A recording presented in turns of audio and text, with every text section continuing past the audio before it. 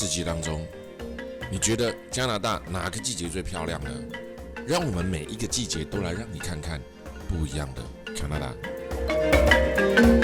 下雪喽！加拿大的横贯公路又称为横加公路，它是一条横贯加拿大的公路，它主线呢从哥伦比亚省的 Victoria 一直到了纽芬兰省的圣约翰，全长有8000多公里啊！所以听到吗？一条公路长达8000多公里啊，那还得了哦！这个沿着加拿大东西岸枫叶一害不到。我们现在看着满天的下的这个雪啊，不能说大雪啊，这雪还好啊。走在这个横贯公路，也叫做枫叶的国道1号，而这一条路呢，长达了8000多公里啊，这对我们这种海岛型国家人来讲，实在是很难想象这么长的公路啊。所以实际上，讲真的哦，你若讲8000几公里哦，你若讲对台湾哦有8000几公里的远的路吼，哇，这一条一定开到对呀，开到上海呀哈，等于可以直接驾车到中国大陆去哈，附近的沿海国家，对不对啊？所以你看这个国家的土地有多么的宽广。现在又来到了另外一个国家公园，它叫做优贝尔国家公园。那这也是我前面所讲的11个最美丽的国家公园其中的第2个。这次来到的是翡翠湖，在尤克国家公园，叫做尤克国家公园境内最大的湖。湖水虽然不是很深哦，不是盖深，看到28公尺左右而但是因为这个湖底长期有这个冰川的矿物质，因为这加在是冰川湖啊哦，那所以呢，这个日头若照落来了呢，但这个湖顶管呢，伊就无相同款的色。深浅不一样，这在湖当中是非常少见的哈。所以，因为这样子的琥珀色深浅不同，所以它就被称为什么 Rocky 洛基山脉的翡翠。在湖边的2座山脉呢，就是最著名的博吉斯页岩化石群的所在地啊。那什么叫做博吉斯页岩化石呢？它在列为世界遗产当中，而优胜国家公园是几个加拿大公园当中最小的一个。公园的名称，Yoho 取名叫克里语，表示惊讶的意思啊。来到这边 ，Yoho， 哇，怎么这么漂亮啊？类似像这样子啊，像油画一般哦。来到这个地方，虽然时间不是很长，但是呢，就为了这一睹翡翠湖的面貌。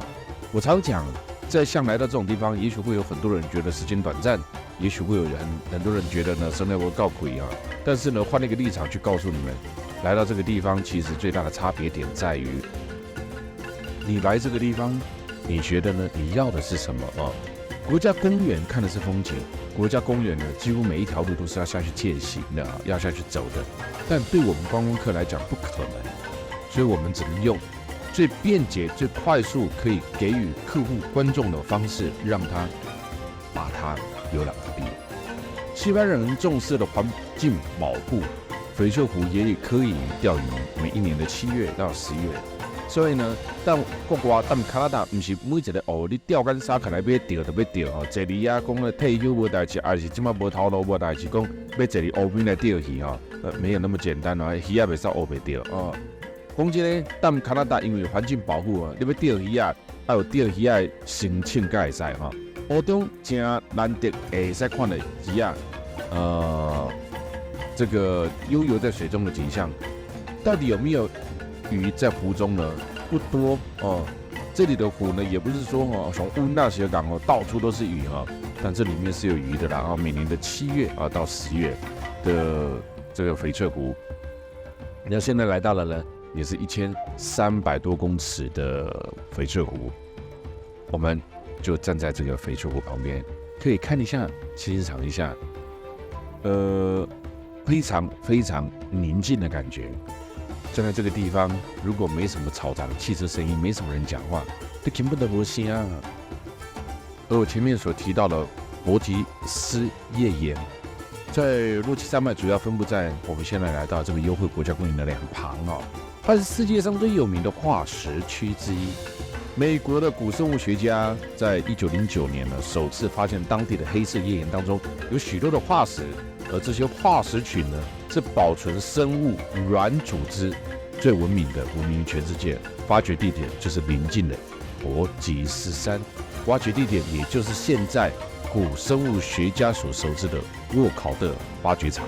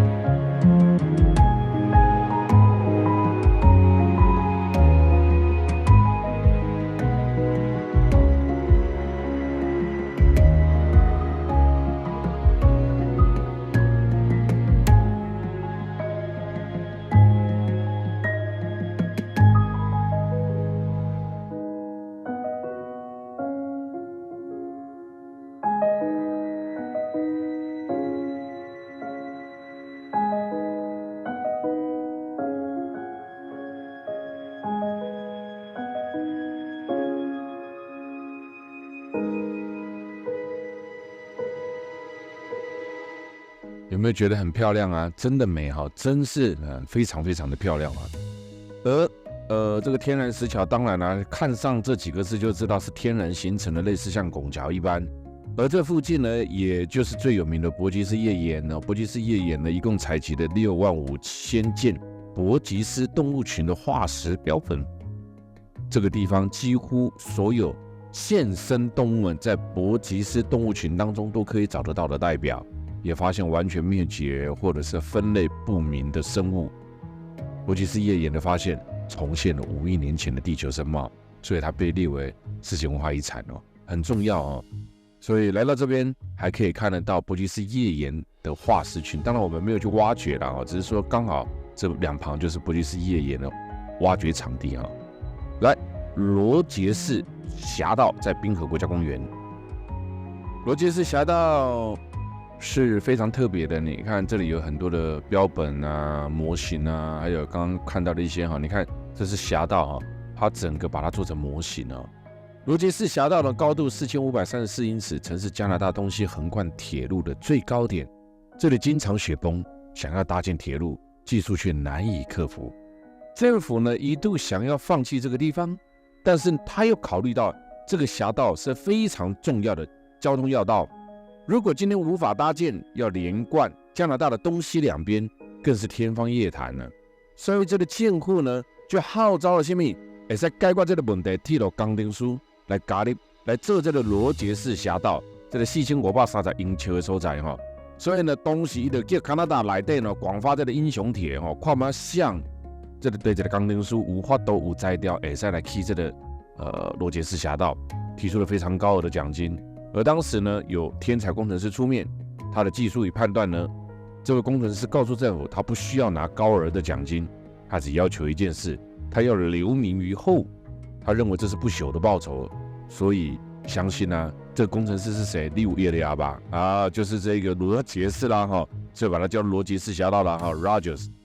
这位天才工程师的名字呢，他最后选择拿高奖金呢，还是名留千史呢？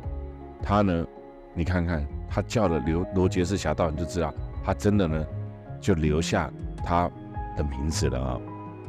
所以在这里面就做了罗杰斯侠盗的这个作业开创的过程，让后人们呢来到这个地方都能够了解到罗杰斯侠盗它是如何建造起来的啊。而罗杰斯的隘口也是滨河国家公园的游客中心哦。这里冬季下雪量非常非常的大，所以这附近的很多的山坡积雪呢都会造成雪崩。所以你刚刚有看到那个炮台有没有？最前面我们看到那个炮台，它就是呢发射炮到山上呢，把雪打下来啊，让做人工雪崩哦，让山上的雪崩比较不会造成危险啊。所以呢，这个有枪榴炮哦，它会拖到这个平台，以人工方式施暴雪堆啊，先引发无害的小雪崩哦。然后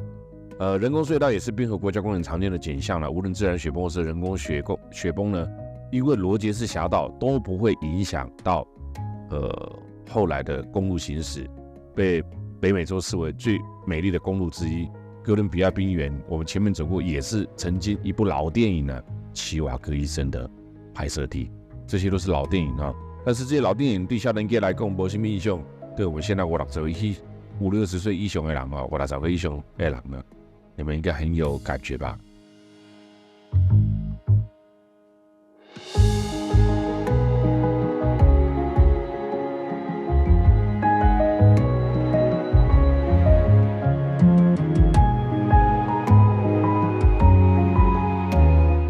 我们一转眼又来到了另外一个地方，叫做灰熊镇。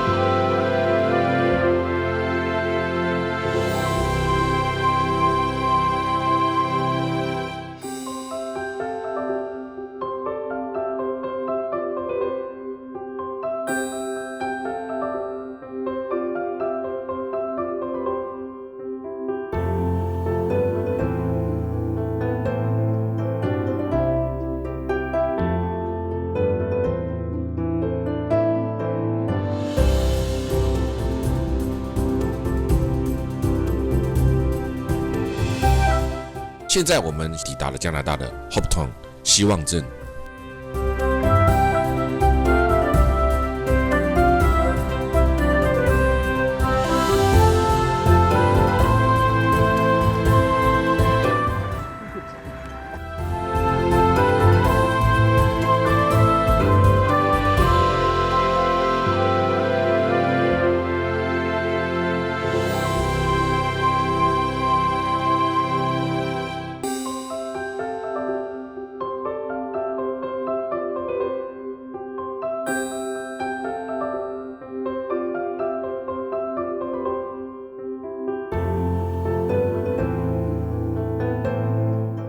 希望镇在加拿大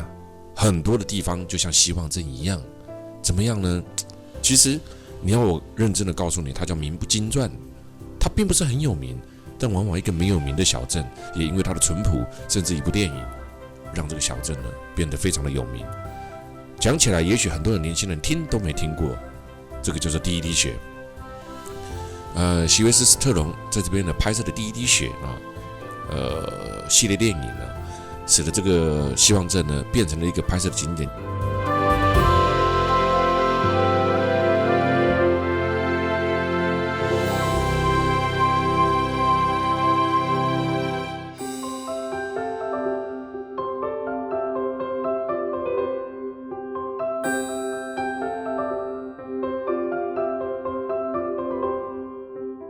加拿大其实是一个幅员非常广阔的一个地方啊，整个瞭望这个土地太大了，它甚至有一大半的地方呢都在哪里？都在北极圈。所以呢，在加拿大我们所看到的呢，就是 nature， 自然再自然，一直都是自然的风景啊。不管沿路从国道，不管沿路从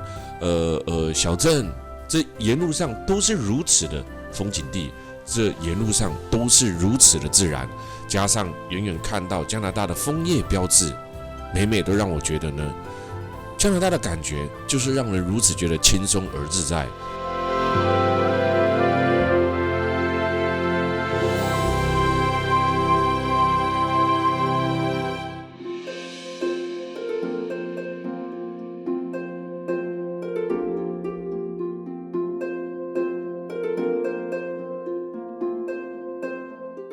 哇，最后一根钉的纪念碑，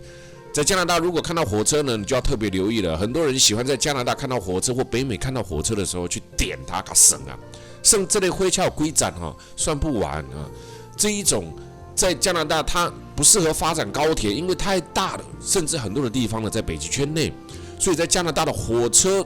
就是一个非常通行的地方。而这些通行的火车呢，往往一节车厢呢可能有一个火车头可能拉了几百个，最后一根钉纪念碑没有敲进去。什么叫做最后一根钉呢？在整个加拿大长达3000英里的铁路，东边的加拿大跟西边的加拿大，很多人说你有去过加拿大佚佗不？你有没有去过加拿大旅游？那你知道吗？加拿大其实它的东岸跟西岸是截然不同的。从魁北克一路呢渥太华一路到另外一边的温哥华，这里有长达3000英里的铁路，由东西两边呢当时同时铺设起来。当时接轨的地方，太平洋铁路公司董事长 Steve 用黄金制造的钉子呢，就钉在这个铁路上，被称为最后一根钉。太平洋铁路建造的时候十分艰辛，平均每1公里就走了3个华工。华人血泪史，最早的时候，非常大量的华人来到了加拿大，付出他们的劳力，死在这个地方。所以1985年，加拿大政府在这里修建了一个纪念碑，纪念了100年前在这里的铁路连接了太平洋跟大西洋，使得加拿大的10个省2个地方变成了一个完整的联邦国家。这就是加拿大的最后一根钉，原因来自于这个地方啊。那刚刚我们看到的那一个呢，并不是黄金制造的啊。因为现在如果黄金制造摆在那边呢，应该会被抢走啊，所以呢，我们可以看得到这一个长达3000英里，哇，3000英里不少啊。如果认真来说的话细情几公里的这个铁路，高雄到台北才多少啊？所以这就是横跨加拿大东西两边的铁路的路线。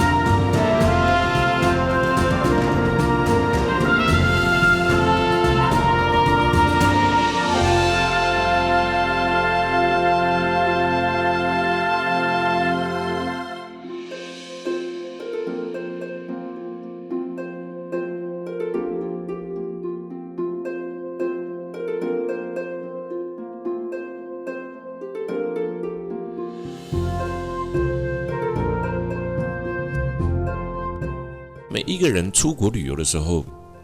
能够了解当地的一个地方、一个历史、一个文化稍微看一下那的 schedule了解一下。不管你参加任何一个旅游，你都应该要稍微看一下旅游的行程，去想象它。很多时候，旅游是认知的问题你的认知要足够，你到这个国家来，你才不会有认知不足的地方。你来到加拿大，你所看到的风景，你所居住到的地方，就像来到加拿大这个地方这么广阔他们很多的旅馆的设备呢，都是让这些长途驾驶人去居住，也是他们一般习以为常的motel， 不差，不是很差。但是如果说你要跟这个亚洲的饭店比起来，当然完全截然不同不一样的质量不能够摆在同样一个地方去看它。很多时候你注意去看，就我刚刚所说的，它的路程这么遥远，对吧？所以它在饮食部分有时候呢能选择的也就比较少。但加拿大很例外加拿大很多时候吃得到什么叫做华人餐。当时在建设铁路的时候，北美洲有了一个淘金梦，当时非常非常多的华人来到这个地方来工作。多年以后，这里还是很多的华人首屈一指的移民地方，因为加拿大的空气，加拿大并没有很排斥的移民政策，加拿大的土地广阔，来这边移民取得的门槛比较低，所以呢，非常多的广东人，非常多的华人来到这个地方来定居，造就了在加拿大这边有非常多的华人餐馆呢。所以你来到加拿大去的时候，你可以在很偏僻的地方也吃得到华人所制作的餐食，原因是这样来的在整个沿路公路上可以看到非常多的这种大卡车沿路奔驰为什么？因为它的交通运输靠的就是火车跟卡车不断的来回在运输。所以你觉得呢？你看，连开车的都是华人加拿大的华人非常非常的多，加拿大非常吸引华人去那边居住。当我们来到加拿大的时候呢，第一个路程非常的远，第二个呢，它这路程跟路程当中呢，所居住的地方很多叫做 motel， 不是代表 motel 不好 ，Holiday Inn 这个地方，在很多人来讲呢，在亚洲可能是首屈一指的5星级饭店，但是呢，它一回到了北美地方，很多是 motel， 在欧洲是小饭店所以不要赶快一样的集团，但是不同的地方它所营运的方式不同。你要看我们丁丁现在在拍这么长的火车，所以你自己想想看呢，来到这么幅员辽阔的地方，火车必须开那么长的地方，然后呢到那个路程那么远的地方，你觉得它能够带来多大的很快速的方式呢？这个沿路上你根本找不到什么厕所啦，找不到什么像 7 都没可能的代志，当然就很不方便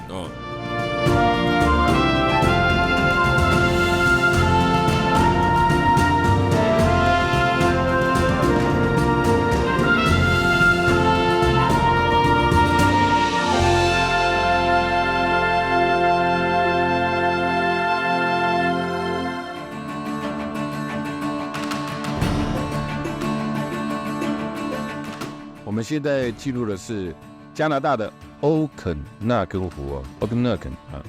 这个欧肯纳根湖呢是加拿大的一个由10个省跟3个地区所组成，联邦的加拿大里面其中一个非常有名的水怪湖这个国家加拿大我们细分一下加拿大10个省3个地区组成的联邦，整个国家分成了4个主要的区域，加拿大的西、中、大西洋省份及加拿大的北部。所以呢，这个建户架构是世界上非常少有的。加拿大建户占医疗保险、教育、社会福利，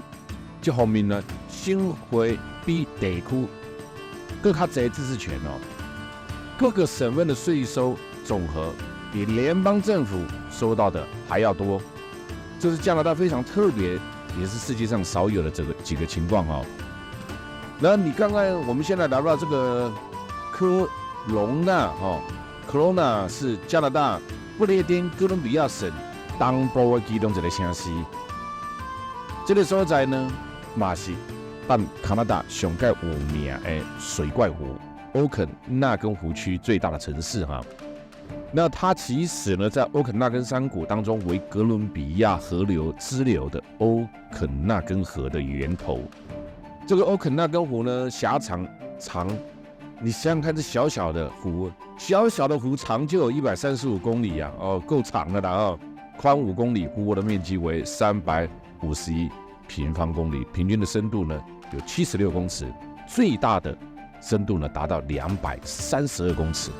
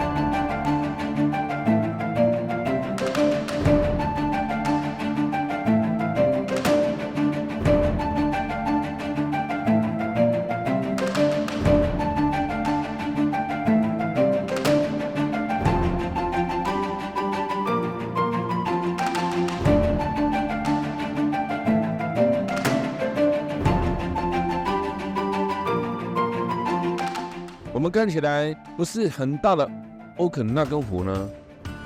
也有一个长135公里哦，这就是它最厉害的地方。加拿大什么都大，印第安人的传说，欧肯纳根湖当中存在的一种叫做呢 Ogopago Apogo 的水怪一直到目前为止呢，一样跟世界上各地的湖泊是一样的只要有湖就有鬼怪的传说。科隆纳政府呢，其实悬赏了200万的加币，一直要给找得到这湖当中水怪的人，所以在湖旁边还做了一只水怪的样子。但是很可惜喽，一直没有人找得到。而科隆纳其实这个名字源自于纳根语当地的民族语言，也就是灰熊的意思所以我们刚刚你有看到它从灰熊镇走过来喽。而科隆纳市呢，本身呢是继维多利亚、温哥华之后的第3大都会区，它也是所谓的 BC 省来到这边的人应该都知道了科隆纳市呢海拔有300多公尺高所以呢，这个所在是加拿大上界有名的度假区。一年当中会使日头照到你日照时间它可以长达多少？2000个小时啊！长达2000个小时的日照时间，算是很不得了非常不得了所以这个地方呢，又有小加州之称，这也就是美丽的欧肯纳根湖区，加拿大最重要的水果产区也在这个地方。樱桃、杏子、桃子、李子都有，捧个三尾四季分明，干燥气候，水果产地加拿大的冰酒产地也就来自于这边哦。你看哦，我们的路上有没有一下子下雪，一下子下雨，又看着高山，又看着冰河，又看着湖泊，哪有这么美的啊？